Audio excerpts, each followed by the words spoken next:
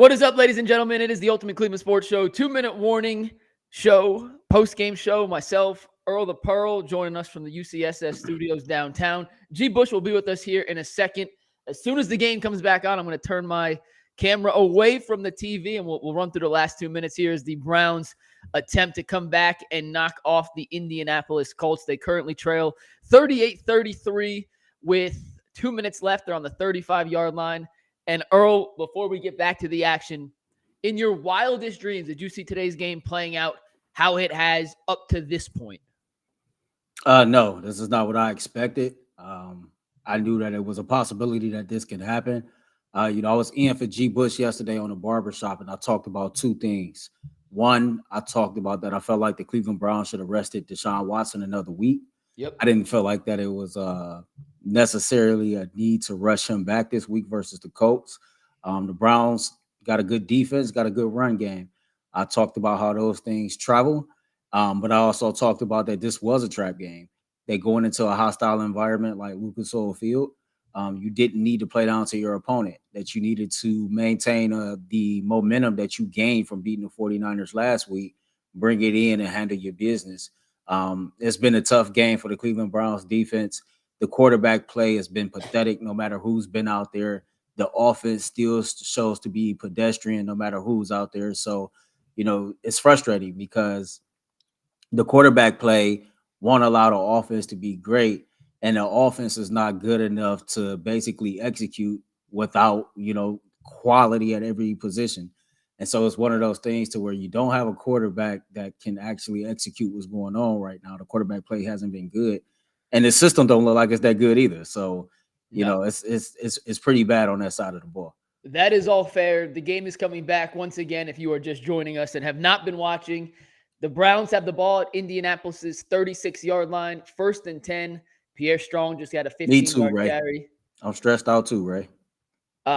Pierre Strong gets another carry for a 1-yard gain, gets taken down as the clock continues to run. The Browns have 1 timeout. The Colts have 3 timeouts. The Browns need a touchdown. Dustin Hopkins has bailed them out multiple times this game. He has been unbelievable, Earl. I mean, unbelievable.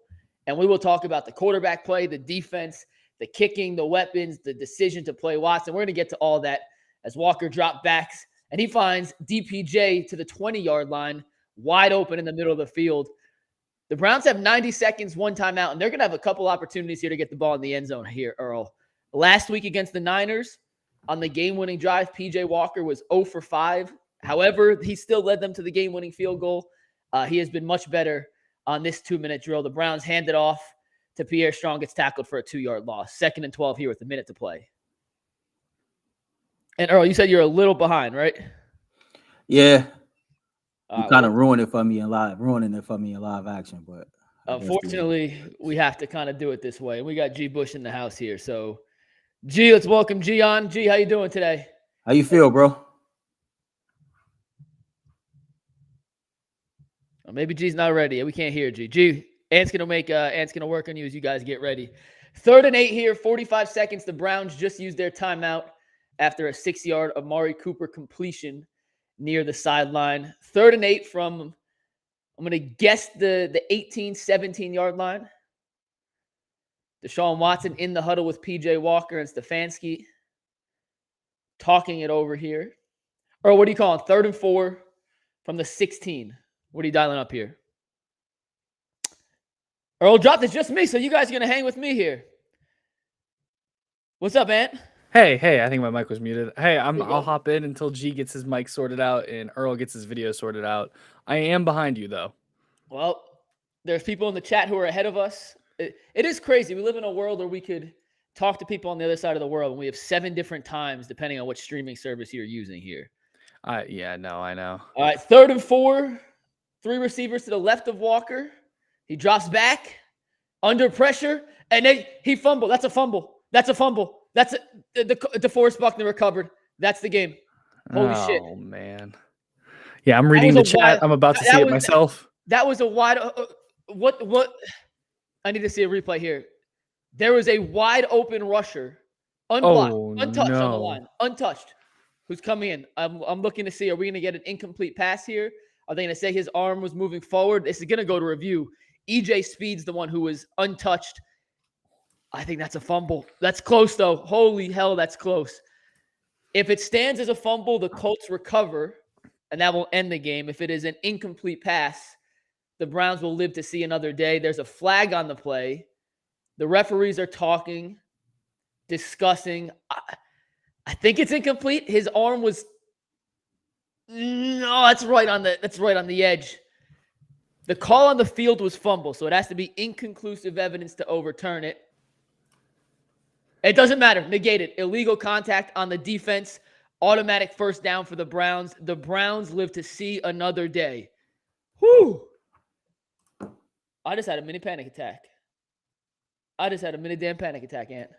Let's see the illegal contact. It was the defensive back on Amari Cooper. Amari Cooper just sauced that DB, and the DB grabbed his ankle to try and hold him up. It may have actually saved a touchdown, but now it is 1st and goal for the Browns with 38 seconds to play, no timeouts from the 8-yard line.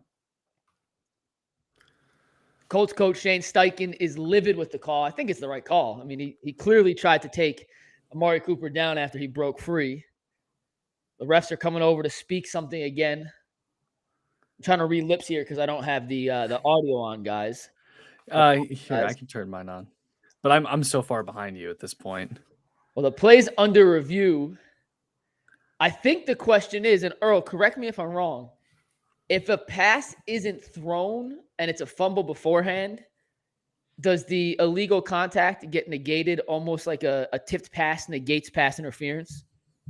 I don't know, and I don't think you can go back and kind of like review that either. So I see the under review thing. Oh, nope, official. 1st and goal. 1st and goal. Play clock is running down. Browns avoid catastrophe there. Absolute catastrophe. But it is 1st and goal from the 8-yard line. 38 seconds. There are 2 receivers flanked to Walker's left. Njoku and a receiver to the right. Pierre Strong in the backfield, not Kareem Hunt. Good pocket. Walker throws and throws it out of the end zone. DPJ was the intended to. Oh, and they're going to throw pass interference. The Browns are going to have the ball 1st and goal from the 1-yard line. They're going to call pass interference on that. Oh, man. I'm watching the play right now. Now, the refs are reviewing it real quick. Shane Steichen saying that was an uncatchable pass. Oh, G, are you here? Do we have you? Yeah. All right. He definitely held him. That throw was 12 feet out of the end zone. I think he held him the whole time. Might have a case that was uncatchable, but he definitely was held. DPJ was absolutely held. Dang, bro. And it is going to be 1st and goal from the 1-yard line. 1st and goal from the 1-yard line for the Cleveland Browns. How you feeling, brother? You hear me? Yeah, how you feeling, man? Hey, listen, they don't get this touchdown. We ready on fire mode. We on fire mode. Oh my! 1st and goal, 33 seconds. 4 straight sneaks. They have Nick Harris at fullback, Kareem Hunt. They motion Harris out to the left side. Jesus Christ. They fake it. They're going to throw. PJ Walker throws. Jesus David Christ. Njoku, and it is incomplete. Knocked out of his hand. Hey, this is if My heart is racing right now. If we don't score, we've just seen the last of Kevin Stefanski. Yeah, I would agree. I would agree with that. I would agree. And this is for all the marbles right here. I don't mind not running it there because then you got to get back to the line of scrimmage, but that was a risky throw for the situation. The city is going to go crazy. It is 2nd and goal now. Kareem Hunt's in the backfield. Elijah Moore goes in motion. He has a receiver to each side of him. And they roll out, and David Njoku drops it. There was a little shovel pass to Njoku, and he dropped it. Kevin Stefanski is really trying to get fired. He's literally trying to. You can't make this up, man. I can't make it up on live TV. Just hit Njoku in the face mask. It bounced off his face. Listen, listen, my gosh. Listen, if he don't get this, he trying to get fired. I swear. He's in 5 wide. It's 3rd and goal. He is 5 wide, and it looks like Indy will use a time. 3rd and goal, he in 5 wide. Is that what I'm hearing? He's in shotgun. All the timeout, but he did just line up in 5 wide. He's in shotgun. See, listen, I don't hate the idea of throwing the ball. I don't hate that because No. if you get stuffed, G, the clock runs. You got enough time to get on that you ball got enough time, and get man. up and run it again. Come on, Mike. You on the 1 yard line. You're on the 1 yard line, seconds, bro. Man. Listen, Come on, I man. don't hate the idea of Come throwing on, man. it, but Come I on, don't man. like the two The throws shovel he's called pass? so far. The shovel pass. I don't like that one. Listen, I'm saying the idea of passing. I'm not against the idea of passing here. Hey, Marshawn Lynch was on the 1 yard line. You got Kareem Hunt. You got a backup quarterback. You got an offensive line. If you can't get a yard right here, we don't deserve to win. I'm with you. It's 3rd and goal. I would assume if you're gonna run, this is where you run on 3rd and You goal. run it right twice here. in a row. I'm assuming this is what crazy, bro. he lines up. They're still in 5 wide. This is crazy. No, Kareem Hunt's on the field. It's This a is pass. crazy. It's a pass. Walker has time. Walker scrambles. This to is his right, crazy. under pressure. This throws is it out of crazy. bounds. Fire We have him. 4th He's and goal done. from the 1. If they don't score, he's finished. 4th and goal from the 1 here, guys. If they 19 do seconds not left. score, he did not run the ball one time on 4th and goal. 1st and goal with all that time. This is crazy, bro. It was This is 1st nuts. and goal with 28 seconds. This I is believe. nuts, man. Yeah, He's getting fired for this. I mean, listen, PJ Walker. If he better quarterback. score. I They're just seen that hold you actually on. had They're more coming heavy, across the back. heavy too. formation, 4th and goal. Nick Harris. They give it to Kareem Hunt, and he's. I can't tell. The Browns say touchdown. The Colts are saying no. There's no signal on the field. No, Kareem Hunt celebrating like he scored. There's no signal from the referees. What is happening? The scoreboard hasn't changed. They're showing a replay. It was an ugly handoff. It was almost a botch. Did the ball cross the line? He That's broke that touchdown. plane. That's touchdown. That's touchdown. That's what I seen it. That's touchdown. I'm not He sure. broke the plane. I'm not sure. He broke the plane. And they officially ruled a touchdown. Kareem Hunt has given the Browns a 39-38 This lead guy. with 15 seconds to play. This will go under review. The Browns are attempting to go for 2 here. Oh, Every my scoring gosh. play Yeah, he broke the plane. under the 2-minute warning is reviewed. They called it a This is being touchdown. Yeah, he broke looked the at plane. upstairs right now. But holy hell, by the thinnest of margins, did Kareem Hunt get that ball across the goal line. Holy hell. He tried it. Kev. Yo, something still got to change. Oh, they're and here's a 2-point attempt. Kev. And hold on, timeout, Indianapolis. Yeah, the outcome of this game, Earl, you are absolutely right. Regardless of how this last 15 seconds unfold, it is there's a lot to discuss about Kevin Stefanski, Oh my the gosh, Cleveland Browns man. defense, their quarterback situation, and a whole lot more to unpack here as we move forward. I've never seen nothing like that in my life. I mean, this guy really, they gave us the football game, and he tried to give it back. Now, I don't even want it. He said, "I don't want this, fam." Here's a the game? 2-point attempt. They have 3 receivers to Walker's left. They hand it off to Strong, who gets stuffed in the backfield. was one of the 2-point worst plays. conversion attempt is unsuccessful, which means Indianapolis will have 15 seconds and 1 timeout to get into field goal range to attempt a game-winning field goal. This is crazy. This is one of the craziest football games of the season I for don't either for any team, regardless of the outcome. Now, Hey, listen, I promise to y'all, like, here's what I'm gonna talk about. Y'all can miss me. Y'all can miss me with all the listen. We won, and that's all that count. Oh, we're gonna talk about some things today. oh, there's some big issues, G. There's some There's big issues. There's some stuff. Some There's big some stuff. issues. Y'all Woo! better learn how. Oh my God. Hey, by the way, I feel like if you was a Colts fan, you would have been like, they got hosed. Oh, For sure. the, I absolutely would feel that way. Hey, I would really feel that way. Hey, shout out to I'm gonna take every win we're gonna get. But Colts Nation, they gave you that raw doggy. hey, G, can I stop you for 1 sec? There's 15 seconds left, and the way this game is gone, before we start counting wins and sending our G, condolences let me to talk to you Indy, about this though. let's not get too far ahead of While ourselves. Mike doing that, let me talk to you about this. First of all, I hope you're feeling better. Yeah, man. Yesterday we're filling in for you. You know, the first thing I said to open up the show, you know, I felt like they should have rested Watson another week. I didn't think it was necessary to rush him back out there. And, you know, for me, I'm not making no excuses for him because I was told all week by plenty of people that in order for him to play today, he would have to be pain-free. He would be able to grip the football and make the throws. And Mary Kay tweeted out before the game that he would have no restrictions. So to me, knowing that I felt the way I felt, okay, cool. No excuses, my man. You go out here and you need the ball. He did not do that. He did not do that. The interception he threw, the ball had no zip on it whatsoever. So again, here we are with, you know, who's really the big boy in the room that's making the final decisions when it comes to everything. You know, me and Mike was texting back and forth. He says, you know, if Watson went to them and said, I'm healthy and I can play, then he plays. I call BS for the simple fact somebody got to be the adult in the room. Somebody got to be able to make some sound decisions when it comes to things like this. That man was nowhere near ready to go to. You know what I said? I told him I'll wait till the go ahead. Colts are back on the field here real quick. Let's go ahead, this last 15 seconds unfold. And we'll get to that about Deshaun Watson.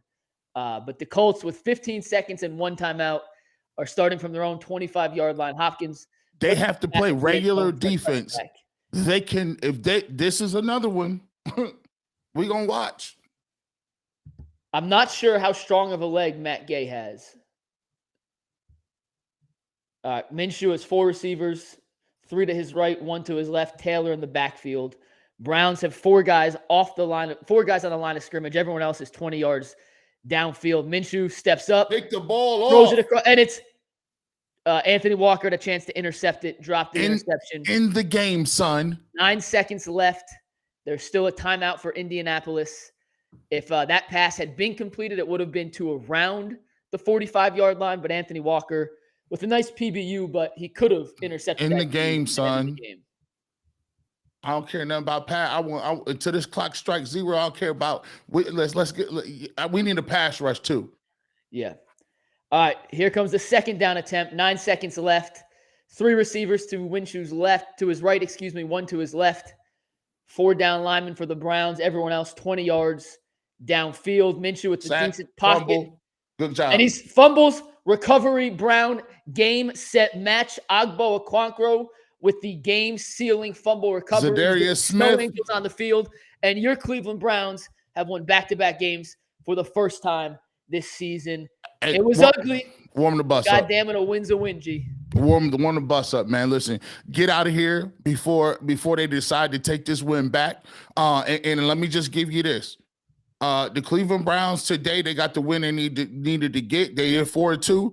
But I repeat, this 4-2 is not a regular 4-2. We got a lot of stuff to discuss, boys and girls, from the quarterback and talking about Deshaun Watson. We got to talk about PJ Walker. We got to talk about what we doing as far as this playbook and how we going to get people open.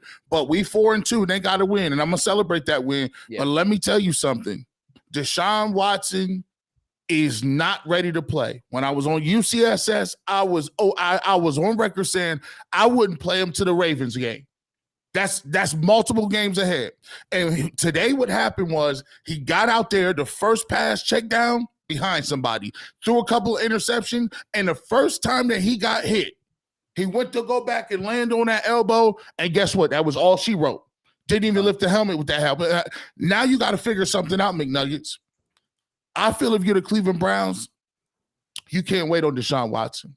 No. You're going to have to figure out how to go get another veteran quarterback and figure out what we're going to do and revamp some stuff, because Deshaun Watson you can't count on him with his shoulder injury to be not only healthy, but effective long enough to even have rhythm with people. You got to operate outside of that spectrum. The Browns need to do something at quarterback. Back to you. I think the Browns should definitely consider putting Deshaun Watson on injury reserve, let him heal up for the minimum of 4 weeks, and then kind of bring him back. But you need to do everything in your power, and I'm going to use the word attempt, because, again, when you hit the negotiation table, it's 2 sides there. The Browns need to do everything to attempt to go trade for Jacoby Brissett right now. Like, right now. I will take the ugly win, but you cannot continue to win in this fashion and think you're going to, get to your end goal this way. You know, the pedestrian quarterback play, you know, it's bad. You know, it seems like we're struggling to move the football week in and week out. You know, this is a Colts defense that you could have exploited in a passing game, to be quite honest with you. Should have. You know what I'm saying? You should have exploited them. You know, you wait to late in the second quarter to throw the ball to Amari Cooper for the first time in the entire game. You know, when I'm looking at this thing, something got to change. I understand we got the victory, and you know, in Cleveland, it was people frustrated with the whole fire Stefanski talk after a victory. Listen, this is a different situation right now. I'm not saying fire Stefanski, but something needs to change, because you cannot continue to go out there throwing out these pedestrian quarterbacks but behind Deshaun Watson when Deshaun Watson is not playing well himself and think you're going to have success. Maybe you need to attempt to try to at least see if Alex Van Pelt calling plays will work. But before we get to that point, I will be on the phone right now with the Washington Commanders trying to do everything in my power to go trade for Jacoby Brissett. Earl, you know what sucks about that? Sam Howell played like absolute dog crap today. Absolute he did. Dog crap. They scored he 7 points against the putrid Giants defense, and I think his asking price, if anything, just went up a little bit. But I do agree with you 100%. But you know what? That's why I said attempt. 100%. You know what I'm saying? Because if you don't attempt to fix this situation, you're not going to do nothing but piss off and frustrate fans even more than what they already are. PJ Walker is not it. You know, DTR is not it. Outside of one game, no matter who's been under center, we have seen subpar or less quarterback play. That's just the reality. And G, real quick before you go, and Earl said this, and I want to make this very clear. Deshaun Watson suited up today. If you are on the field, you don't get excuses. You do not get an excuse for playing hurt. Deshaun Watson in the limited action we saw today was not good. Deshaun Watson on the interception that he was attempting to throw to Marquise Goodwin, that was a touchdown. He puts a little air and loft under it. He underthrew that by 25 yards. He was 1 for 5 for 5 yards. His 4 misses were all bad misses. If he wasn't ready to play, he shouldn't have been out there. And I think it's his decision. And, G, I want to ask you this as someone who played football at a high level, at D1 level. If you're a starting franchise quarterback like Deshaun Watson is, and you tell coach, I'm ready, I'm playing, does anyone have the power to then say, you know what, actually, you're not ready? Or is that decision solely in the hands of the players? Man, boy, you better stop playing. It's in the hands of the coach. Listen, I don't care who you is. You're going to sit beside me. And here's what happened. Kevin Stefanski said that today. When he got hit, he said, I'm ready to go back in. He said, no. I'm not going to give this game away so you can get back and say, I'm working through something. He sat him right on that little sideline with that starter jacket on. He benched him. And said, look, I'm going to go with PJ Walker. And he knew he ain't had nothing in PJ Walker. He knew PJ ain't have nothing left either. So my thing is this. When we get into this next week, the one talking point I don't want to hear is I don't want to hear nothing about no money. If you say money, you must not care about the game or what you're talking about because you're worried about 5, 6, 10 years down the line. It's going to come home to roost. Listen, it's just like the financial debt.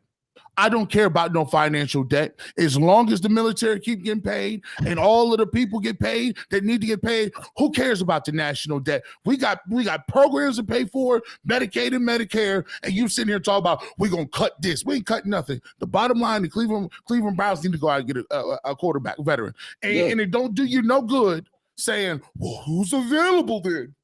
Who's available? Because you don't know who available. Don't mean we're going to sit here with our hands up underneath our butt cheeks and not do nothing. Yeah. No, we got a great defensive performance for Myles Garrett today. They need a couple extra things to do. They need to go get a receiver and find out that we could trade for one of them.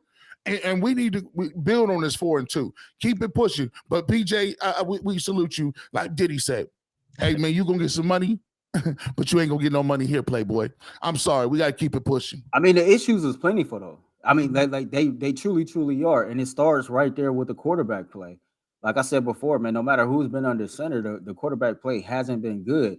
And to me, like it's a double-edged sword. It's a catch-22 type situation. Not only has the quarterback play not been good, but this is how I feel about a good offensive system, right? Like if Stefanski's system was all that, then you should be able to at least execute the play no matter who's back there. We don't seem to be able to move the ball no matter who's back there. The Browns came into this game averaging 198 passing yards a game.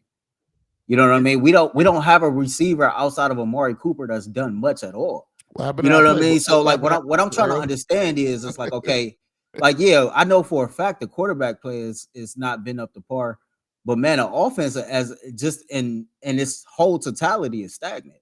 It just don't seem like the system is really working for real. And it's frustrating as hell watching this.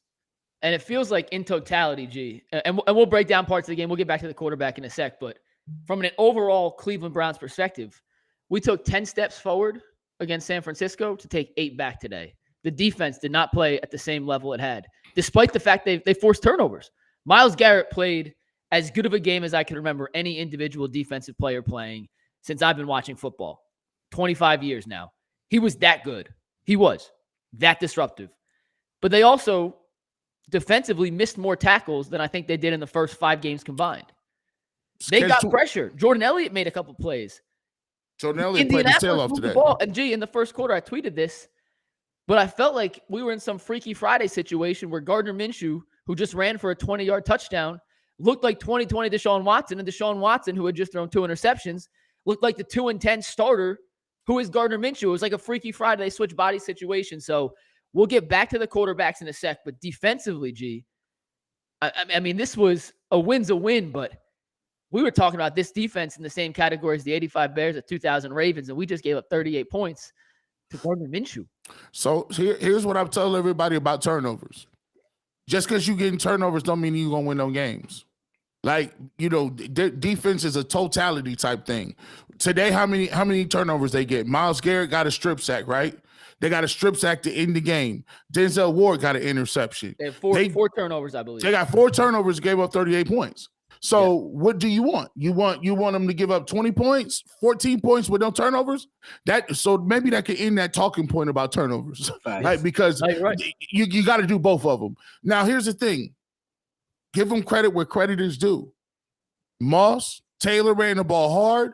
I thought they did a good job of making sure they stick to the run game. I thought Gardner Minshew made some good throws. And I thought they did a really nice job of clamping down on what the Browns was doing as far as the run game and shutting that out, making them one-dimensional. Yeah. So they get paid too. Shout out to them. They was at home. They had some nice play calls. I like what they did. But here's the thing.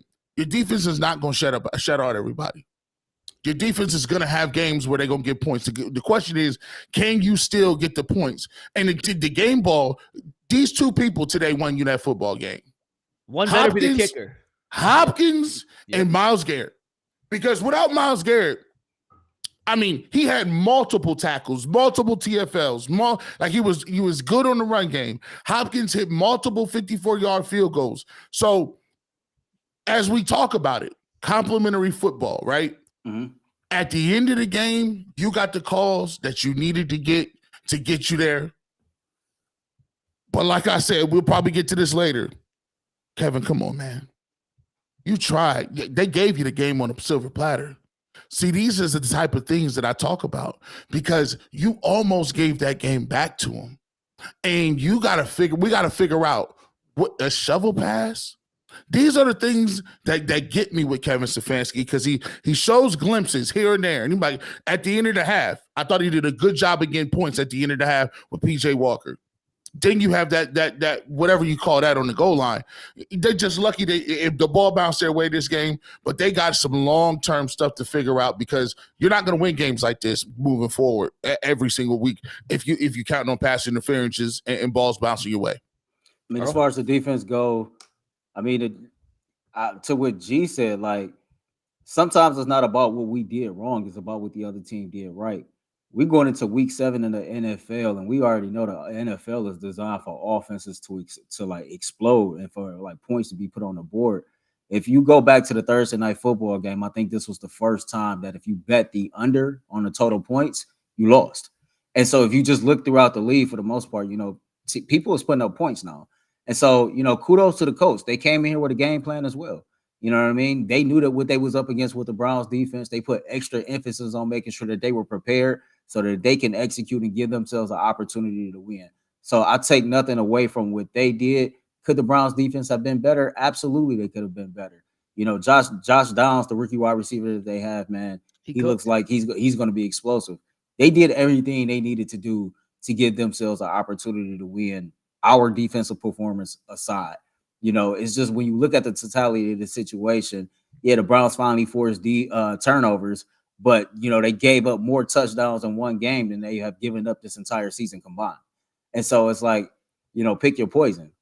They did get some key 3-and-outs and key moments. They did play. I felt like, even though the score is what the score is and the stats are what they are, they did play good situational football. On the coffin interception that it ended up being where Amari Cooper was running wide open and PJ Walker missed him. Yeah. You pin them back, and then the Browns defense come out and they automatically get a 3-and-out. And so to me, overall, could they have played better? Yes. But when it came to situational football, if I had to give out a grade, I would give them like a B+. I thought they showed up in big moments when they needed to make a play, and they made a play, including in the last 15 seconds of the game. So there you have it with that. I think a B+ is a little strong, but for situational football, I'm not saying. I said overall they could have played better. But if you asking me to give them a grade based on situational football, I give them a B+ because they stepped up and the defense made plays when it was time to make plays. Overall, I would probably get a performance of C+. Okay, I agree with that. Hey, let's give D-Hop some love real quick, though, and then we'll get back to the quarterbacks and Kevin Stefanski. But, guys, and Earl specifically, you and I hopped on after the Chiefs preseason game and did an emergency behind-the-glass post-game show, whatever you want to call it, because the Cade York situation had reached DEFCON level 7 status. And we scoured and we made those graphics, and we were saying, who could they find as a kicker? And Dustin Hopkins was not on any of our lists or wish lists. And he has been everything the Browns could have asked for, times 7 to the 15th power.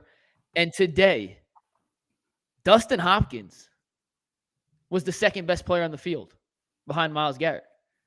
What do you think? 4 50-yard field goals? Yeah, reigning AFC special teams player of the week. Shout out to D-Hop, man. And I noticed throughout the game, I was watching a lot on social media. He was getting a lot of praise and he earned it and he deserved it. But I will say this, I am glad to where I'm at the point to where I really don't have to talk about a kicker. As I'm one of those people to where don't praise me for doing what I should be doing. I'm not looking for praise for taking care of my kids, getting up, coming to work. Those are things I should be doing. And kickers got one job, to make kicks. So he's doing his job, and kudos to you for doing your job. And it's sad that in Cleveland, we have to kind of do what we're doing now and, overblow a kicker doing his job because of what we've been through in the past. We're so traumatized from our past that this is what we have to do, and I understand it. But, I want to get to a point to where it's okay, we finally got somebody that's doing what they're supposed to do. And just keep doing what you're supposed to do. It's still only October. Yeah, that's fair. It's still only October to this point. He's done everything he was supposed to do. Kudos to him for doing it. But I just want to get back to a sense of normalcy to where a kicker in this city is not topic of discussion. G, before I let you go, I just want to say one thing on Hopkins, and I want you to chime in. But the knock on Hopkins coming to Cleveland was he didn't have the elite leg strength. He was 50% kicker in his career from 50+. And holy hell, man, I feel very confident. I did not feel very confident today at any point of the game. But when Dustin Hopkins was getting ready and lining up those kicks, my heart rate dropped from I'm about to have a heart attack level to, okay, this feels pretty common. And to me, the fact that he has been so money from that distance where he was that was his weak spot. I can't say thank you enough, Dustin. G, all you. Man, come on, man. Listen. That dude, he just showed you how valuable kickers is. You know what I'm saying? If we don't get one of those kicks, we don't get any of those kicks, we take an L. And these is pressure kicks 54 yards and above, man. I'm just sitting there watching them. They ain't just going down the sides. They going down the middle. Boom. I'm listen, it's just refreshing to see guys step up and make them kicks, man. And it was just I thought to myself, we gonna need every single one of these, and we needed, and we got every single one that we needed. And I like the fact that he did it in pressure. I like the fact that he did it and it was going right down the middle, and he helped us get the win. Look, man, at the end of the day, man, they're not gonna go back at the end of the end of the year and say, oh, well, y'all barely won and they gave y'all a game on a pass interference. I don't care nothing about that. They won. It's a 4-2 game. So my thing is, we now stacking games up in a row. We now got 2 in a row. You stacking them. Now, here's where I will say, as we move to this thing, you figure. See, this should be a note to y'all. No, so I want everybody in the chat to listen and stop typing so you can hear this quote. Y'all type too much. Y'all just be. Here's what y'all need to understand. He just went Baker Mayfield. Hey, don't be typing. Even if we would have kept Kate York, and everyone told us, don't be knee jerk, don't do this, you guys are panicking, we don't need to do all of that. If they would have never got Kate York or got rid of Kate York, we would not be here today. And so what I'm saying to you is, when we talking about what do they need to do to go get somebody, it's the fierce urgency of right now. We need people right now. I'm telling y'all this. I'm not trying to be negative to y'all. Myles Garrett is out here playing, and he played like a super agent. He played like one of the best players in the world. When you got people playing that way, you owe it to them to make sure you turn over every freaking stone you can to get this team better.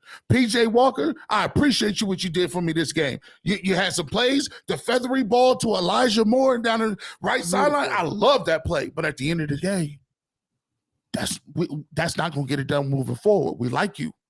That's not. We need something else. Just because I want more stuff don't mean I'm ungrateful. You can do two things at once. You can want the most optimal, the best squad you can to win more football games, or you can rest on your laurels. I don't want to rest on nothing. We got that win today. Clap it up for y'all. I think they was talking about me being negative because, like, I guess they think I have a nonchalant attitude to what Dustin Hopkins is doing. And it's not that. Like, I get it. The knock on him was he couldn't make 50-plus yard field goals. And everybody got a knock on them, man. Critics gonna always say something. As long as you just come in here and do your job, it is what it is. I'm just not the type of person that kind of like overreacts or gets overly excited for somebody doing what they're supposed to do. If my kid bring me a report card with straight A's on it, I ain't finna jump up and down and just go crazy. That's what I expected you. If we produce and we put a dope show, like, I'm not jumping up and down like because we did a dope show. I'm trying to figure out ways that we can go do it again and duplicate what we just did. So, like, again, I'm happy to have Dustin Hopkins. He made his kicks. My kicker is doing what he should be doing. Am I happy about that? Yes. Like, that's common sense. Like, what are we doing? What are we talking about? All right, let's address the elephant in the room here. I'm going to start with the positive, and I'm going to ask you guys a question, and we can run with it there. These are facts. These are not opinions. These are facts. The Browns beat the 49ers last week with PJ Walker. The Browns put up damn near 40 points this week with PJ Walker. And PJ Walker led the Browns on a fourth quarter game-winning drive on the road in Indianapolis. Don't do that, McNuggets. Those are facts. Those are undisputable facts. Like, that happened. We all witnessed them with their eyes. All right. The Browns are 4-2. Okay. Why does it feel like the sky's falling? It's not like the sky ain't falling. It's like, look, say for instance, you driving, right? And you ain't paying attention at the wheel, right? You could have never been in a car accident in your life. But that one moment you didn't pay attention, you thought you was going to die right then, but you didn't. So when you get home, it don't make you feel no better. You don't be like, well, I had 3,000 trips with no problems, but this one, why would I pay? No, you like, because it's recency. Right now, the most recent thing you're seeing is for a fact that sometimes you get a lucky bounce here or there, but don't make a habit of that. You have to execute. You have to do certain things. And in the game today, that was Myles Garrett. Like, and sometimes you're going to have the defense pick you up. Sometimes it's the special teams that pick you up. What we saying is we need to have somebody else that's more competent that can give us more room for error, right? They give us a better chance of us winning the football games and throwing the ball downfield and executing certain plays. That's what it is. Our offense is anemic right now. We're a little banged up, but we need somebody that is right now that's going to be able to get the ball downfield. And we won today. We got a couple flags in a row. put us on the 1 yard line, and it is what it is. We took it. But the reason why you feel that way is, hey, your offense isn't running the offense that they told you about. The offense we supposed to see with Deshaun Watson. And here's another thing too, and I'm gonna let y'all get in here because I feel like I'm rambling a little bit. I'll take an ugly win. I'll take an ugly win. The problem that y'all got is this: you got your quarterback, and Deshaun Watson is no closer to giving you any sort of theory or hope of what you're going to be, because now you did the 11 games. Then it was the 6 games you didn't get it. Then it's been a mixed bag of fruit. You finally got it in Tennessee. He comes back after the injury, right? And it didn't look like it. No. And so you sitting there looking like, dang, bro, like you can't get excited about that because there's a ceiling to what you can be in this league if you don't have the quarterback. And that is why there's that. We won, but is it fool's gold? That's why, because of Deshaun Watson. That's it. Earl, you want to chime in before I give you my 2 cents?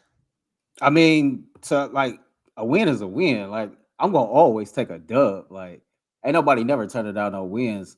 It was an ugly win, and I'll take an ugly win because the Cleveland Browns needed that, especially seeing that the Baltimore Ravens absolutely destroyed their opponent as well.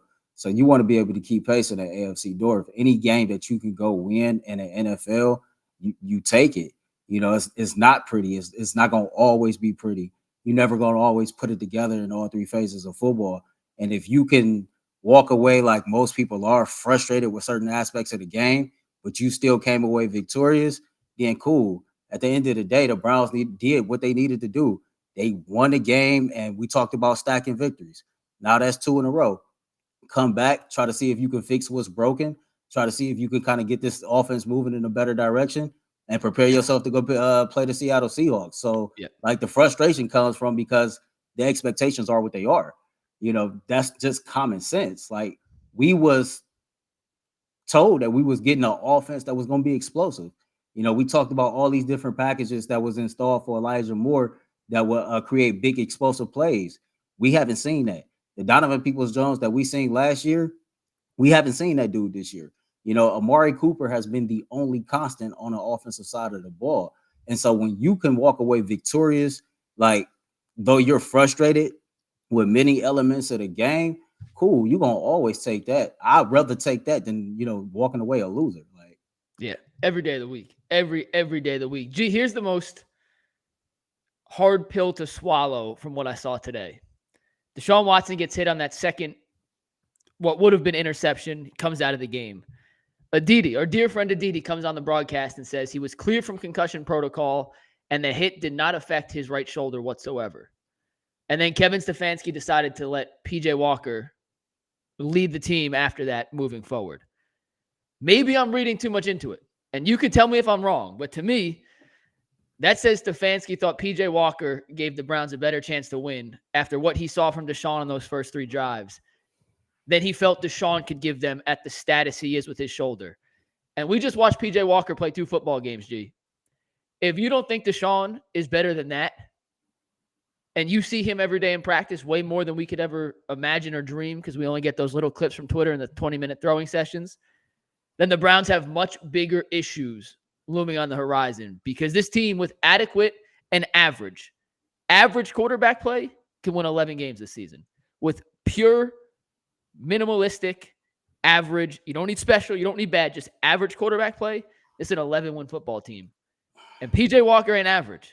And if you're telling me the head coach of the team, after seeing Watson through 3 drives, thinks that was better than whatever Deshaun could give you, then we have a steep hill to climb against a much better competition down the road. That's, to me, the scariest message from this game.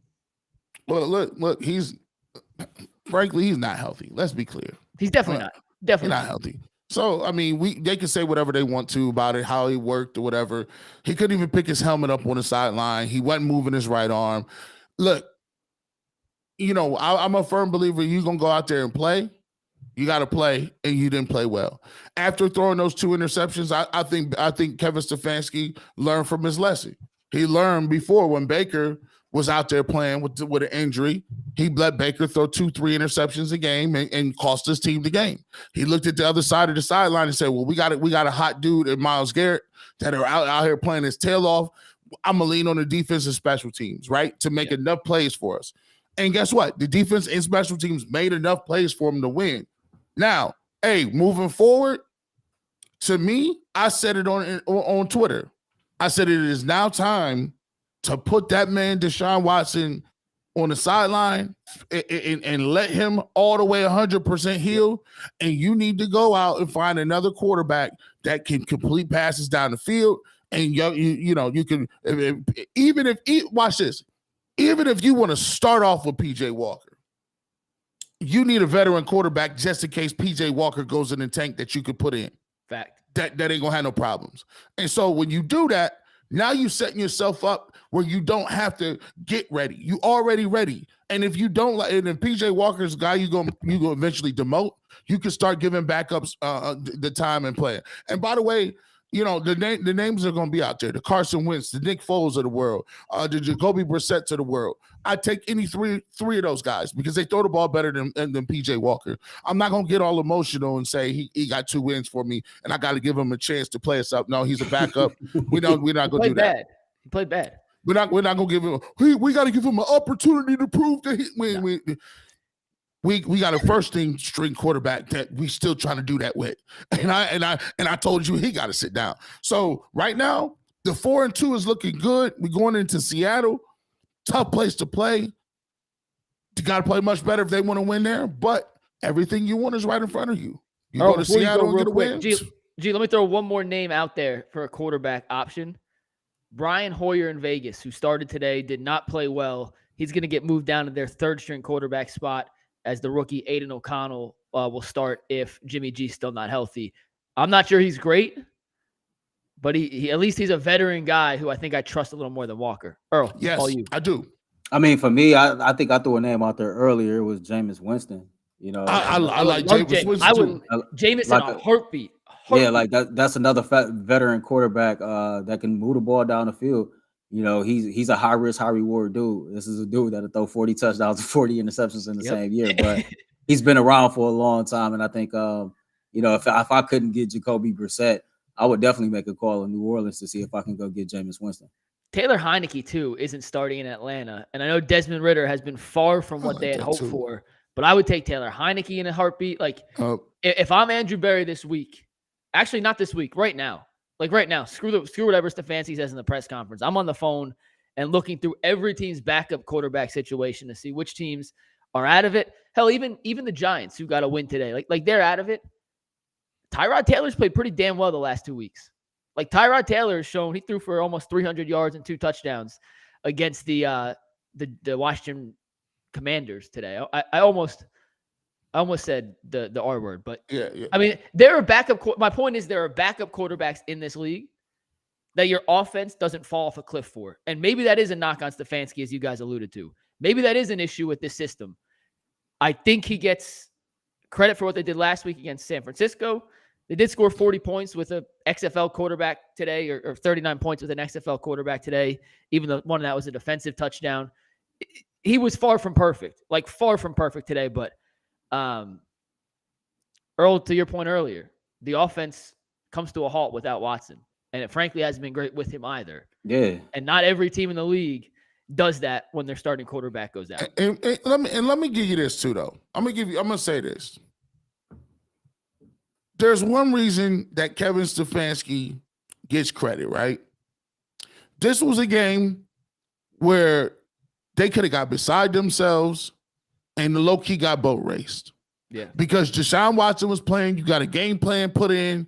All of a sudden, Deshaun Watson has one series and he's out of the game. You now got to get PJ Walker acclimated into the game, and you got to figure a way to run offense and to a certain extent get some points. And I'm going to give you credit because of this. 2 weeks in a row, it did not look good. We thought they was going to hit that field goal to the 49ers. It looked like we was dead in the water. We got some penalties. But I will give you credit for taking the reins and getting those 2 victories, right? But what I want you to do is understand that you can play a certain type way and you can hedge off a lot of this other stuff if you go get a couple more pieces here or there. But I've got to give you credit for where credit is due. You dusted off strong. We hadn't seen him in a while. We saw a lot of different things. Denzel Ward went back out of the game.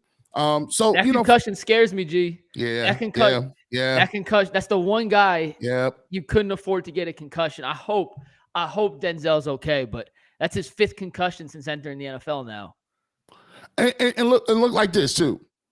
This type of stuff builds a level of character, because what now people believe, and the thing is, the Browns are now going to start to believe that, look, even if we don't play our best game, we could get a win. Even if we got people out, we could get a win. And it's a shot in the arm to see your franchise quarterback go in, come out, and then your backup come in and you find a way to win. It's an ugly win, but guess what? That builds character. That builds some sort of esteem. So now they'll play hard for 4 quarters because they know they got the ability to come back. And so for me, I just like the fact that they did get the win. And now when they come back this week, it don't look like it's insurmountable with the Seahawks, because they're like, all right, it's just the Seahawks. Let's go out there and try to get another win on the road. And if they get that win, we looking at some stuff here. But they do got to get a couple other pieces and make them their roster whole. Somebody said we don't watch the games. That's proof Ward was playing. Ward definitely was in a medical tent, and then he went to the back with a concussion. To add on to what G said, these dudes show they got heart. The dudes who are out there, they show they got heart. They hear the noise. You know what I mean? And I'm pretty sure it frustrates them. Like, they believe in, who they are. Myles Garrett said famously after the game last week, they know who they are. You know what I mean? And for them to gut it out in this type of game where, you could have checked out mentally, to be totally honest with you, after the first quarter. Like, after the Jerome Ford 69-yard touchdown run, it was just like bad offensive drive after bad offensive drive after bad offensive drive. And neither unit checked out.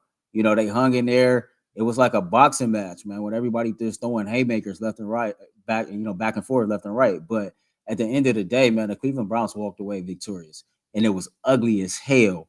But I'll take it. I do feel like some things needs to be shaken up a little bit, though. I'm not gonna say that they need to go ahead and fire Kevin Stefanski right now in season. I do agree with you and G, though. He probably would have had a talking to tomorrow if they ain't get in on that drive, but maybe consider like handing over play calling duties to Alex Van Pelt. Insanity is doing the same thing over and over and expecting a different result. And the Browns have done the same thing over and over for almost 4 years, 4 years to this point. And just maybe a fresh voice in a headset, maybe a fresh set of eyes on the situation, and maybe a different mind with different ways to be creative and get this offense going. Maybe that's the boost that the Browns offense need. And I hope Kevin Stefanski is smart enough to sit back and evaluate this whole situation and say, okay, let me not be selfish with something like play calling if I'm holding back my team. Let me see if my offensive coordinator might have something that's a little different. What does it hurt to at least try it for one game? That's fair. I just think and this is going to sound like I'm defending Stefanski. Like, I think he's very, very flawed in certain aspects. But G, and you could speak to this. It's got to be tough to call plays when you don't trust your quarterback. Like, that has to be, and I don't know what happened, what the game plan was for Watson, how it had to change for Walker. But like, if you don't trust your quarterback, I feel like you're handcuffed. Am I way off in thinking that? And listen, I'm not giving him the full pass. Trust me, I'm not giving. But I'm trying to become a smarter person here when it comes to that kind of stuff. If you don't trust your quarterback, do you go from 100 plays to 30 you feel comfortable with? Do you go from 100 to 70? What's kind of the sliding scale when you don't trust your quarterback? And you just trying to give the easiest looks possible, right? You're just trying to give them the easiest looks or the easiest reads that you can do. And that's just all you could do. And I'll give them credit for this, man. Like, I was sitting here watching the game, and it was just frustrating because, just think, and you guys know this, think about how spotty our quarterback play has been no matter whose name it is. Back to 1999, it's just been spotty. It's been like, you can't count on certain plays or certain throws or certain gimmies. It's like we always it's almost like we pulling teeth with our offense. We got to try so hard to get so few yards. And when you do get them, it's just like, man, you watch other guys and you're like, bro, these guys are wide open. And it has to be a little demoralizing for Stefanski because, look, he knows PJ Walker has his shortcomings. He also knows DTR has his shortcomings, right? So what is your options? You got a guy who's on a practice squad playing, and you got a rookie who's never played before. And we saw what DTR looked like. So for me, that's why you can't, like, sometimes during the game you get a little salty and you be upset. And you be mad because you watch the highlights and you watch other teams just boat race up and down the field, and you watch your team, it's like watching paint dry. But you got to give him credit for saying, look, what else more do we got? What other opportunities did he have? Or what other options does he have at this point? That's why I'm so adamant in trying to tell him, give yourself some options. Get you another quarterback so you can at least run some of the stuff you want to run, right? And trust me, at 4-2, you're going to have an opportunity to go to 5-2. Don't waste that by just keeping the same guys out there. Just look under the rock a little bit. He's back. He's back. No, I mean, I to your point, like, in game, there's a lot of emotion for us who cover this team. There's a lot of emotion from fans, like, that comes with the territory. So, but I'm just looking at the totality of the situation. This is the funniest thing I've ever heard. He said, we need a white quarterback. Yo, somebody DM me that too. I ain't gonna say no names, but somebody DM me the same thing. Hey, McNuggets. Don't call me out. That's not me. Get on the white council and make that happen.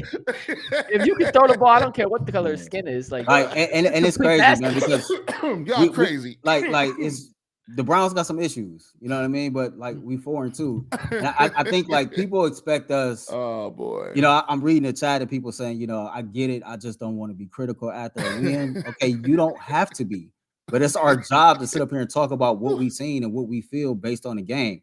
What we supposed to do? Just sit here and talk about the Browns being 4-2 and act like nothing else in the game happened. Act like nothing in this game is problematic or don't need to be fixed. That's not keeping it real. That ain't reality.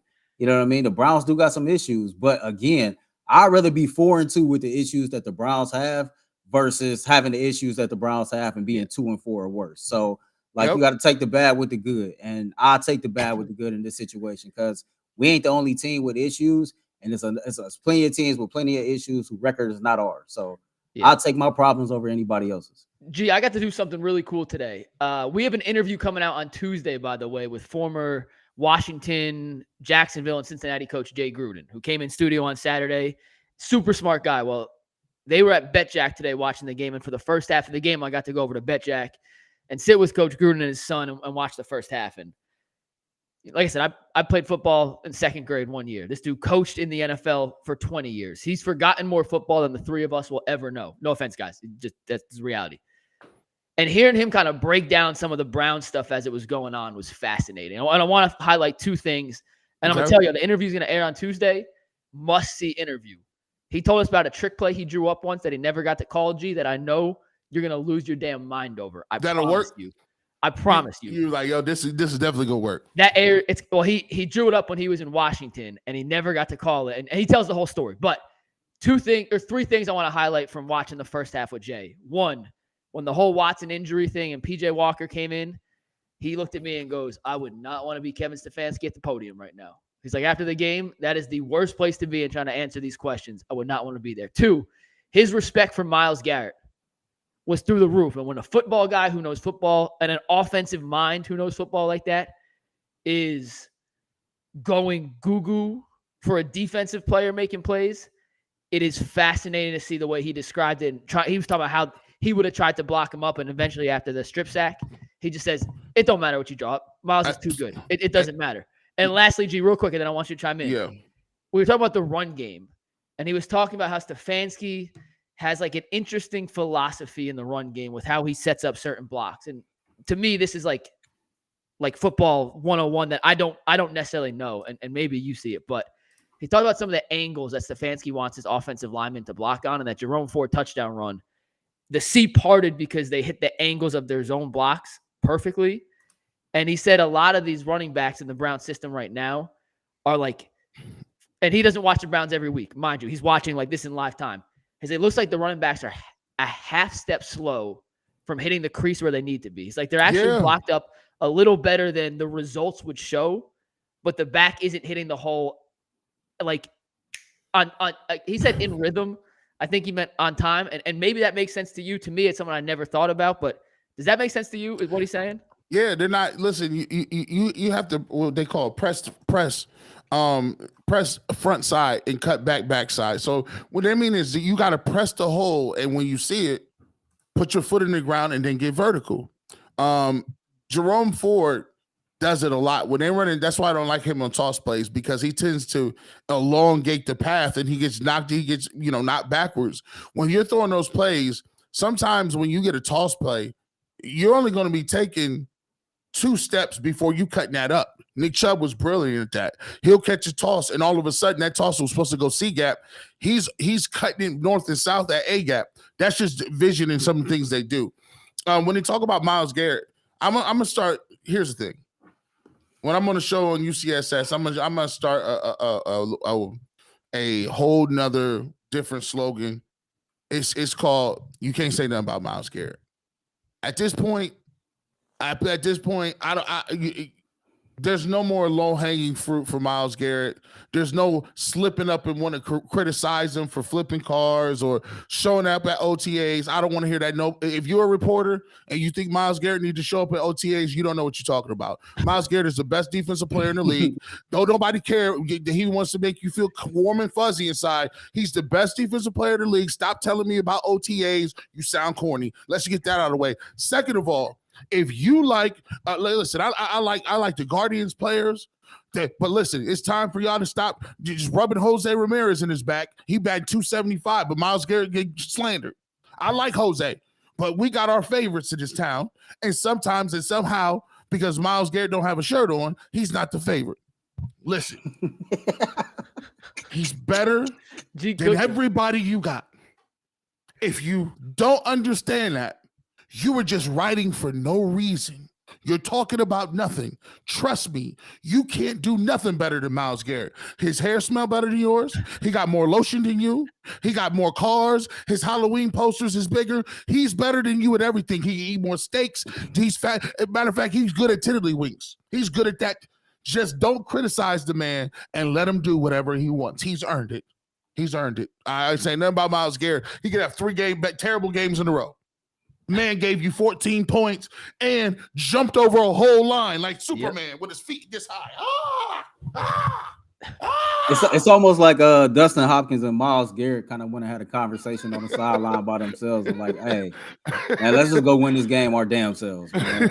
like they was like, I'm gonna do this, you do this, and if we keep doing this over and over, we'll come away with the win, man. Like it's crazy, like. I'm with you. No Myles Garrett slander. Like I know he jumps off sides. I know he does. Like dude is a freaking nature, man. Dude is a beast. It's nothing that he can't do. You know what I mean? Like he make big plays in big moments, man. Like I said, man. Myles and Dustin Hopkins, man. It's like they went and linked up on the sideline by themselves and had a conversation about how they was gonna go out here and win this game and lead the Browns to victory. You know what I mean? We are 4-2, man. At the end of the day, we are 4-2, and I'll take that. With every issue we got, I'll take it. Wins are wins, and it is never a bad time. And do not let anyone tell you that a win is not a win and that you shouldn't celebrate it, because wins in the NFL come few and far between for every team unless you have Patrick Mahomes. If you have Patrick Mahomes, you could overlook a win. If you don't have Patrick Mahomes, a win is a win. We're going to read Super Chats here in about 5 minutes. Before we do that, let's give out some game balls here. Gee, we've already talked about Myles Garrett and Dustin Hopkins. So let's skip those two because we know those two were the top 2 guys in this contest for the Cleveland Browns. But I do think there are some other guys worth highlighting. I'm going to rattle off a few, then you guys can pick and choose who you want to chime in on individually or add someone to the list. But Ogbo played a very good game. Jordan Elliott, I thought, played a very good game. Denzel Ward's interception was a spectacular play on the offensive side of the ball. The offensive line, I thought, did a halfway decent job holding up. Jed Will's name was not mentioned once, and that is the biggest compliment you can give an offensive lineman. DeJuan Jones, I thought, held up pretty well. it's crazy. The interior of the line is where I thought they struggled more than the tackles. And that's been kind of the opposite of what we've seen. And last but not least, Jerome Ford had one big run, and after that was pretty much held in check. But the Browns were able to consistently move the ball on the ground. And when you have a quarterback like PJ Walker, who you really can't consistently trust on a throw-to-throw basis, having that in your back pocket, having the running game and the ability to go to that and pull out 4.5 yards as a team, the Browns averaged 4.5 yards a carry, 150 yards on 33. I thought there were some guys, and Kareem Hunt included in that with Pierre Strong and Ford. I thought there were some highlights on this team outside of just Myles and Myles. I got one game ball outside of the obvious, because I mean, to me, it's only 3 game balls they need to go out there. The other one goes to Kareem Hunt. You know, played well. The game-winning touchdown. A lot was said about should the Browns or should they not re-sign Kareem Hunt to this team. Even when he got back here, a lot of people felt like he didn't have anything left in the tank. You know, we was pretty critical of what type of contribution that he can add to this team. 3 touchdowns in the last 2 games, man. And he scored the only touchdown for the Browns last week. So game ball definitely goes to Kareem Hunt. Thought I would never say this. Thought Jordan Elliott had a really good game. I thought he had a crazy game. G, hold on. We got Deshaun's at the podium right now. And he said he wanted to continue playing, but understood why Kevin Stefanski held him out. So he was benched. There's no ifs, ands, or buts that. Kevin Stefanski benched Deshaun. Okay, we're gonna have it's gonna be an interesting week in Cleveland. It's a very interesting week. In Cleveland. You heard what the CBS reporters had said coming out of the halftime, right? That Aditi talked to Kevin Stefanski, and he said he just didn't want to risk it. You know, he just didn't want to risk it anymore. She asked him, did he have anything kind of like in plan for PJ Walker? His response was he was the backup quarterback, so he should be prepared. So, Earl, you asked earlier who has the decision, who's the quote unquote the big man in the room making those final calls. Kevin made that call. It was Kevin's call to hold him out. Yeah. I'll be damned. Who's your game ball going to? I got Jordan Elliott. I thought Jordan Elliott played spectacular, and his name is not on a lot of the plays that Myles Garrett made, but he was in the backfield a whole lot. He got a lot of penetration. He blew up a ton of plays in the backfield. I thought he had good pad level. I thought he really got in the backfield. He got off blocks, and I think he was very disruptive. So Jordan Elliott is a guy who has quietly played a nice couple of games back-to-back where he's been disruptive in the middle. And, you know, I was not high on Jordan Elliott, have not been high on Jordan Elliott, but he's playing really well the last couple games. His pursuit is there. The motor is there. And he's doing the job, and I think he did a really good job of stopping up, plugging up some of the run plays as well. Jordan Elliott is going to get a game ball for me. You guys ready to read some super chats here as we continue the Browns? Oh, wait, one more quote here from Mary Kay from Deshaun. Quote, "I'm praying it's not anything worse." Nothing special there. I'm just going to keep an eye on that as those post-game interview quotes come out. You guys ready to read some super chats here as we celebrate and continue to cherish the Browns being 4-2, 2 games over 500, and 1 game behind Baltimore? Y'all ready? Let's do it. First one comes from CleeJ440. We've known for 4 years Njoku can't catch. Stefanski doesn't know people don't want to tackle Kareem Hunt. He's got to go, cuz. Charles T said AB new refs love PJ 2 weeks in a row. Jay Boyer says, please put Deshaun in bubble wrap. Nick Morgan says, this game was a fever dream. Set Apart Laz says, they're forcing us to the Super Bowl. I don't care how the hell the Browns get to the Super Bowl. If we're in the Super Bowl and we're doing post-game shows all the way till February, it will be a damn good 4-2. season. 4-2. Exactly. Ray Smith says, their fans were rocking the baby doing stupid hand dances. We're sipping Kool-Aid. Victory Monday, baby. Let's celebrate. Stop the negativity. G and Earl, I got to ask this question real quick. Since when has analysis of a game become negativity? That's what people think. People think we're supposed to just be like, see, here's the thing, right? They want it from media members. They want it from the players on the team, man. People pleasing is a traumatic, that's traumatizing. Like, people want you to sit up here and just agree with whatever version of the truth they have. They want us to pacify them. You know, they don't want us to be honest. except for when it fits whatever narrative or perspective that they have, man. We have a job to analyze and go over the entire game. Like, y'all act like we don't have a Blues clue that the Browns won a game, but it's more things to talk about inside the game. Like, we go through this every week. Like, so I get it. It's frustrating from us, but they call it negativity, man. You got it. Like, Mike, you starting to let the noise get to you, and I ain't used to you being like that, man. We just got to block it out and do our job. I read the super chat. Yeah, I feel you. I feel you. Block it out and keep doing your job, man. But no, but like, listen, I would love to be on here talking about PJ Walker throwing for 400 yards and 8 touchdowns. Trust me, if that was the case, then we would be celebrating it. Like, we're only talking about bad quarterback play because we've had bad quarterback play. We're only talking about bad defense because they gave 38 points to the Colts. It's not us. We're just reacting to what we saw. Bro, I'm a fan just like they is, right? I'm a fan when it comes to certain things, but I'm married to what the game is. You know, people like to throw around. Listen, y'all don't, and I don't disrespect anybody. Everybody got opinion, and they can say their opinion, and I'm glad you support. But here's the thing: to be truthful, like when people tell me that, I've watched every single snap of the Cleveland Browns this year.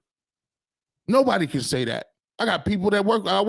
I watch every single film. I watched the all 22 multiple times. So yeah, like it's a little different. Like when I used to play football, we go into the film on Monday and they say, "Hey, coach, we won 28-7." They don't give a damn about that. They said, "Look, we're gonna come in here. We need to fix what we need to fix and get better." And so you may win a game 28-7 and you grade out of the 52. And that's the worst week of your life because the coach is making you earn extra. He's telling you you're garbage. They might take your scholarship, all these good things. But then you start to learn and develop it and be able to have some sort of integrity about what you see. Because at the end of the day, I love the Cleveland Browns, right? But I'm not afraid to say when the Cleveland Browns do anything different, right? Or when they lose or they don't play well. You know, sometimes, you know, like I said, it ain't for everybody. Some people just want to hear fruits and berries and nuts and cherries and all that good stuff. And hey, that's fine. They can find that content wherever. But if you want to be married to what it is and learn about the game and hear some constructive criticisms on both sides, don't be, you're a grown man. Don't melt. Oh my God, I heard something. Oh my God, I heard something bad. Hey, listen, I love the fans. Man. We do this. I'm going to say what I see. I'm going to continue to say what I see. It is what it is. But that's just us being us, man. I'm telling you, man, the same reason why they love us is the same reason that they get frustrated and don't like it sometimes, man. That's what it is. They tell us all the time, like, we keep it real. And sometimes you can keep it real and you can ruffle feathers. But it's funny G said that. I was in for G yesterday.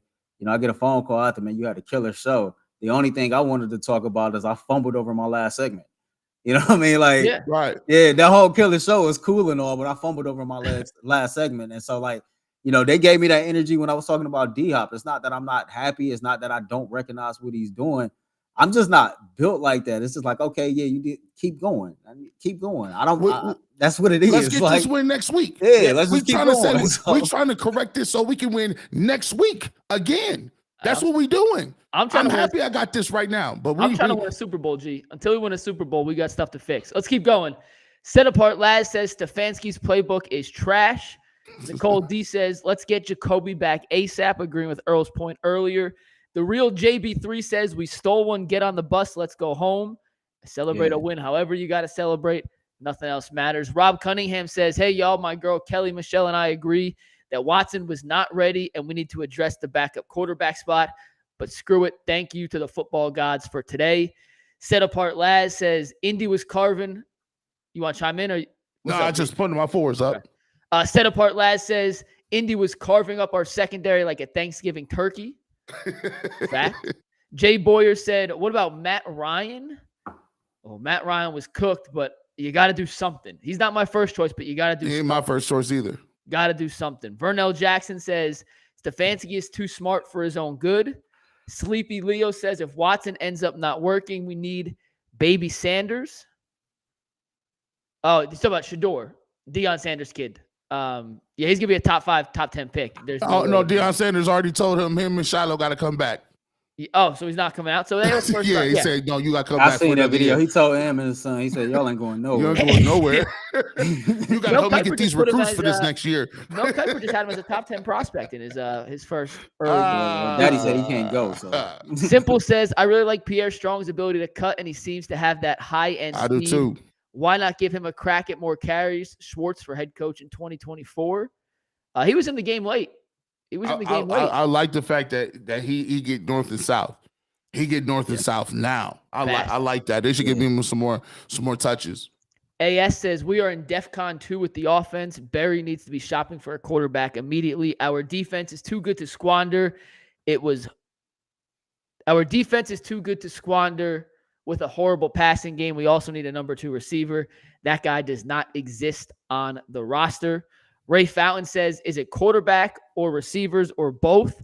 Earl, I think you mentioned earlier, it's hard to evaluate the receivers when they have nobody throwing them the football. I think it's probably fair that it's somewhere in between. Is that an accurate representation of what you said? Yeah, I think so, yeah. Evan419 says, defense, sans Myles, got carved up by a backup quarterback for 95% of the game. 39 points on the road, 4-2 in the standings. Let's try and enjoy it a little bit. Ray Smith says, only in Cleveland is it doom and gloom after a win. Rafael Kinois says, Myles Garrett is the true last son of Krypton. Hell, he might be. He might be. Game Time 216 says, McNuggets tripping. Ogbo was clearly the second best player. Game Time 216, nah, bro, you tripping. It was Dustin Hopkins. There's no question. He scored how many points? There you go. I'm playing him in fantasy, and he got 27 in fantasy. So I played him too. Yeah.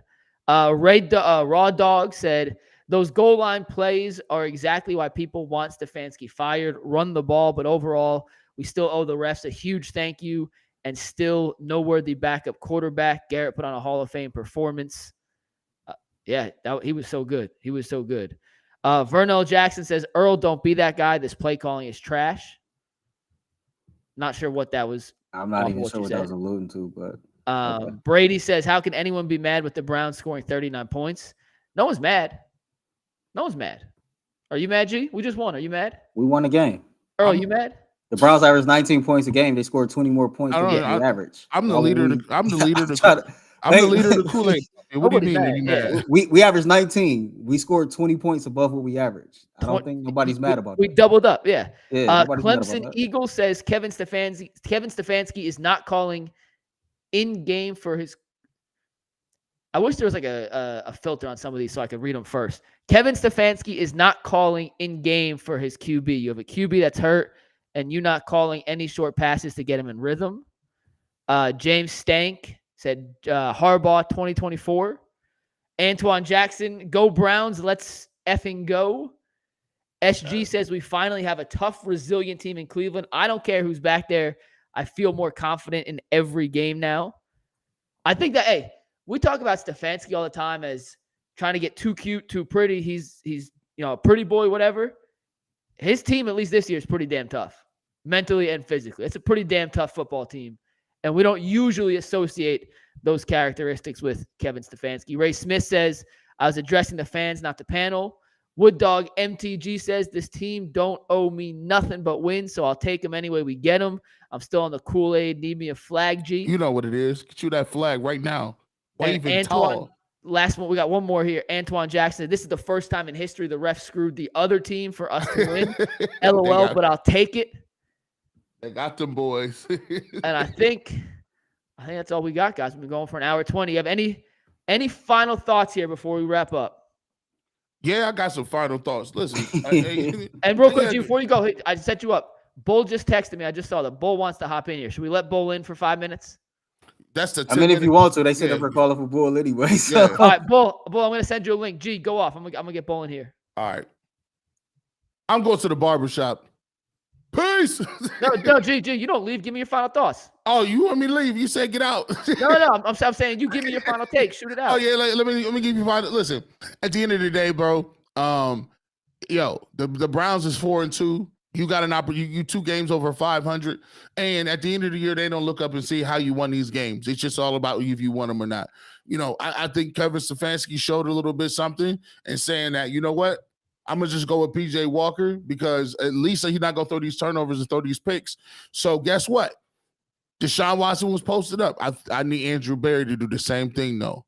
I need you to make a tough decision. because this year is all about difficult decisions. I need you to look at the receiving room. I need you to look at the quarterback room and figure out what we need to be doing, because the Cleveland Browns still got a great defense. The Cleveland Browns finding a way to win. The special teams is coming around. And so just tweak it here or there and make it work and finish it off and do what we need to do. You know, at the end of the day, we'll take that 4-2 record, 2 games over 500. Let's get it. Kool-Aid Mafia to the casket drops. He crazy, man. Oh, you got any last thoughts? And I see Bull. I'll make sure Bull's got a mic check. We'll bring him in. But here are your final thoughts, Earl. I mean, the Browns came away with an ugly win. I posted on Twitter, it was ugly AF, because that's exactly what it was. It was ugly AF. But I'll take it. You know what I mean? It was a game that we needed to have. We almost fell victim to the trap game. Regardless if the refs helped us out or however we did it, we coming back to Cleveland 4-2. There's a lot of things that need to be corrected. There's a lot of things that I think we all as fans, media members, and people who just support this team want to see be better. And so I'm just happy we got the win. Like, All right, let's try to bring Bull in here. Bull, talk for us. Let's make sure we get levels. Can you hear me? We got you, Bull. Bull, we have a strict 10-minute limit on the last part of this. So what'd you think of the game? And, well, I didn't even want to go 10 minutes because my podcast will be out shortly with my thoughts, but I wanted to give a couple of – listen, there's a lot of people out of pocket right now. I was watching you guys at the end of the game going nuts about not running the ball. There was like less than a minute to go, and they didn't have any timeouts. I mean, how much you want to have 4 opportunities potentially to score a touchdown. So, like, the idea that they're going to run it a bunch of times, you're going to run out of time. You have enough time for 2 run plays or 4 plays, how they did it. That's how the math Of course works you out. want to try to get 4 shots at it. You're not going to want to just take 2 shots. You know? I mean, I thought that criticism was unfair. Listen, there's fair criticism. Of course, you can't worry about people complaining about criticism. But it's every game with people complaining about Stefanski. P.J. Walker has no business being in the NFL. Can we all agree on that? Fact. This guy's not an NFL player. It's ridiculous. That's not Stefanski's fault that he's the quarterback. Deshaun Watson went out there. He played like trash, so they had to take him out. I don't know when he's going to be able to play. Andrew Berry, I texted a guy that I know. I was like, what are they going to do here? This guy who's a little connected. And he's like, I don't think they're going to trade for a quarterback. I'm like, well, I hope you're wrong because – I don't know. I can't trust Watson at all. First of all, no. I don't know if he's good, even if he does play. He's played 1 good game in his Browns career. He looked awful out there. We're going to get the same people that didn't want to give Baker an excuse, and I was one of them. I'm not giving Watson a pass. If he's out there, he's out there. He was out there. He threw 2 awful passes. So no passes, all right? But they need to do something because the team won 2 freaking games in a row with essentially no offense. That's amazing, guys, and I'm mostly excited about that. We'll worry about getting a quarterback, whatever, next week. They found a way to win. They grinded it out 2 weeks in a row, and they found a way to march down the field with the quarterback doing nothing. They got help from some penalties. I don't care. I always say, stop whining about penalties all the time. So I'm not going to whine about penalties when they go against my team, like most fans do. And I'm not going to say, well, we shouldn't have gotten that. Who cares? All right? The Browns won the game. That is all that matters. Now, there is fair criticism. You want to criticize play calling? I think that's ridiculous. There's fair criticism about some of the talent and some of their ability. People are going nuts when they pitch the ball to what's his name? Ford. That was a terrible pitch by P.J. Walker. That's a good call by Stefanski, and idiots are out there saying, that's a bad call by Stefanski. He had room to run. That might have been a 50-yard touchdown had he caught had it been a good pitch. It certainly was going to be a first down. If the players screw up, you can't kill the coach for that. This idea that we're going bananas about the coach every single week is ridiculous. Yes. Yeah. The defense and the defense did not play well enough today. The defense didn't play well enough. Myles Garrett was amazing. He was incredible. Nobody else. I mean, there were some other guys, but I thought Anthony Walker played well and Agbo played pretty well. But they made. I mean, the tackling by Greg Newsome on the long touchdown to Pittman, that was terrible. They missed. I don't know what happened on that first long touchdown. What's that, Mike? They missed more tackles today than they had in the first 5 games. Yeah, it was really poor. But you know what? Yeah, everybody's going nuts. 85 Bears, all-time great defense. I said that was ridiculous. You can't have the Bears had 6 Hall of Famers. The Browns have 1. Stop with it. The Browns defense for this era is very good. There's going to be days like this, though, where they just have a bad day, and they did. And Myles Garrett and Dustin Hopkins said, as Earl said before, we have to do this alone because we're not getting much contribution. They can run the ball well enough. Jay Gruden's right. It seemed to be a step slow all the time. But, man, am I excited that they're 4-2. Despite all the flaws, this is so exciting. Yeah, boy, I said that's why we can't complain too much. There's complaints there, but I'm pretty thrilled that the Browns are 4-2 despite all the issues on this team. Bottom line. Bull, I told Mike, I said, I'd rather be 4-2 with my problems that we have with the Cleveland Browns. I know 2-4. I was watching. I heard you say it. I got it all down here. I remember everything you say. It's some things to be frustrated about, but hey, I'm frustrated and we won. So I'll take that. That's right. I'll take that. If the season ended today, the Browns are in the playoffs. Yeah, they're the 5. They'd be the 5 seed. That's all that matters. 5 or the 6, depending on what the Steelers do today. And it was a game like just outside of we needing it to stack wins for ourselves, but the Ravens won, and so that's even more reason to be excited. Okay, the Browns came away victorious, and I think the Steelers is losing right now. So they were losing 9-3 at half. They losing 9-3 at halftime. That Ravens win was impressive. My God, they killed the Lions today. But you know what? The AFC's wide open, guys. It is. It's wide open. The Chiefs are, they're in a dogfight with the Chargers. Their offense hasn't been great. The Bills are a mess. They lost to the Patriots. The Bengals still have their issues. Any given week. You got to be 4-2. You can't look. I mean, come on. How many years have we said watching this team as a fan, covering this team as a broadcaster, as a radio person, as a TV person? How many times have we said, oh, my God. We got if they have a chance. You would have killed for 4-2. Hey, so I'm not going to be that. I there's fair criticism certainly, but people talking about firing the coach. That's just absurd. Yeah, firing the coach. The reality is they're 4-2, and they have had one good game of quarterback play this season. They're 4-2 with one good game of quarterback play. When you look big picture, the quarterback is obviously the major thing that has to be addressed. And it's the first time we won a turnover battle in a game. Yeah. There you go. But there is a lot to be happy about. Once again, 4-2 is 4-2 no matter how you slice and dice it. And if the season were to end today, the Cleveland Browns would be in the playoffs. We are back tomorrow on the Ultimate Cleveland Sports Show, 11-1, 2 hours of reaction to the Browns' victory. Good job today, guys. Victory over the Indianapolis Colts. Mike, it wasn't how we expected. The over-under of the game, real quick, Bull, was 39.5. What's and that? The Browns scored 39. The over-under for the game was 39.5. That was crazy. That was crazy. A quick plug. Please subscribe to my podcast, The Bullpen with Adam the Bull. Did you forget the name of your podcast? I did. He did. He did. I did. That's number 1. Please hit the subscribe button. It'll be out sometime in the next hour. Number 2, we have a problem with half the members of our show calling Jim Schwartz. Schwartz. Yeah, Schwartz. Say names. Who says it wrong? I'm not going to name names. We got to straighten it out. Bad job by whoever.